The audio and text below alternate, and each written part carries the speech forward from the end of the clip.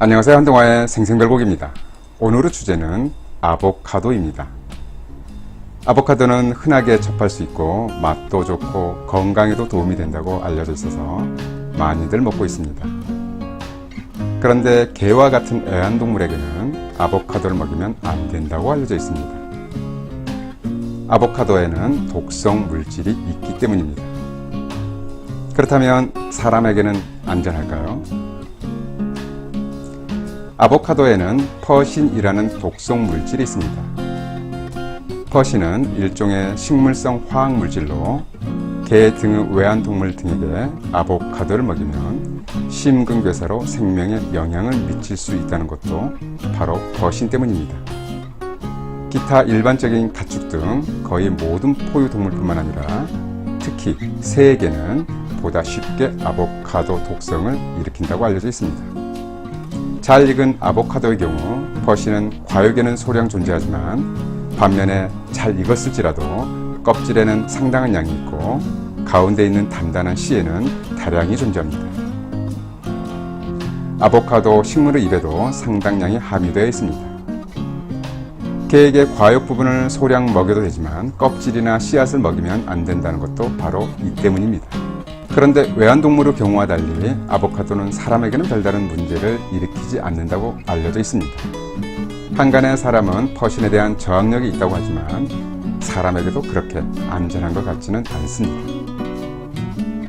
2010년에 발표된 한 연구에서는 아보카도 과육과 잎 추출물이 사람의 혈액세포를 이용한 시험관 실험에서 DNA의 손상을 일으켜서 유전 독성을 나타낼 수 있다는 연구 결과를 발표한 바 있습니다. 아보카도 추출물의 농도가 높을수록 염색체의 돌연변이가 더 많이 일어났습니다. 이것은 사람의 경우에도 퍼신에 다량 노출이 되면 문제가 발생할 수 있다는 결론입니다. 물론 사람의 소화기관에서 퍼신이 어떤 영향을 미치는 것인가에 대한 연구 결과는 없기 때문에 시험관 실험의 결과가 그대로 적용될 수 없겠지만 후속 연구가 필요해 보입니다. 퍼신의 노출을 줄이기 위해서 몇 가지 주의사항이 있습니다. 먼저 아보카도는 덜 익을수록 퍼신 함량이 높기 때문에 덜 익은 것을 먹어서는 안 됩니다. 그리고 잘 익은 아보카도 또한 너무 많은 양을 먹지 않는 것이 좋겠습니다. 더군다나 안쪽에 있는 단단한 씨앗까지 먹어서는 안 됩니다.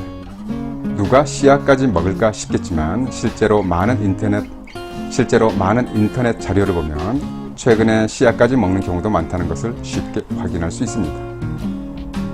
씨앗을 오븐에 구워서 가루낸 후 스무디에 뿌려서 먹기도 합니다. 씨까지 먹어야 하는 이유로 심지어 항암 작용까지 있는 것으로 설명합니다. 그런데 씨까지 먹는 경우에 문제는 퍼신의 섭취량을 조절하기 어렵다는 데 있습니다.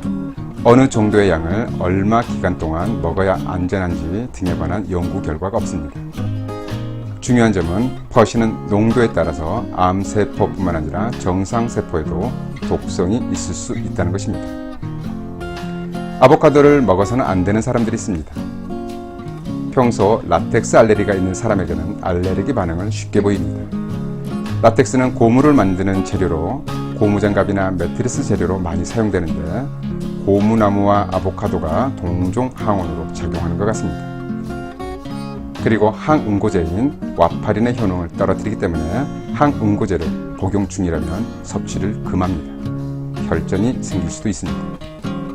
또한 칼륨 함량이 매우 높아 만성 콩팥 질환이 있는 환자들은 섭취하지 않는 것이 좋습니다. 칼륨이 배출되지 않아서 혈중 과도한 칼륨 농도로 인해서 부정맥이나 심장마비가 올 수 있습니다. 아보카도는 그렇게 안전한 과일이 아닌 것은 분명해 보입니다. 건강에 도움이 된다는 측면 때문에 많이들 먹고 있는 만큼 보다 안전성 있는 근거들이 확보되어야 할 것입니다. 특히 덜 익은 아보카도는 먹지 말고 무엇보다 껍질이나 씨앗은 버리는 것이 낫습니다. 잘 들어보셨죠? 그럼 오늘의 한동화의 생생별곡 마치도록 하겠습니다. 감사합니다.